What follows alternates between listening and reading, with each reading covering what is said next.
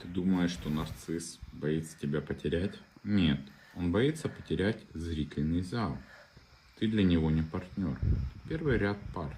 Аплодируешь, плачешь в нужных местах. В антракте бежишь за цветами.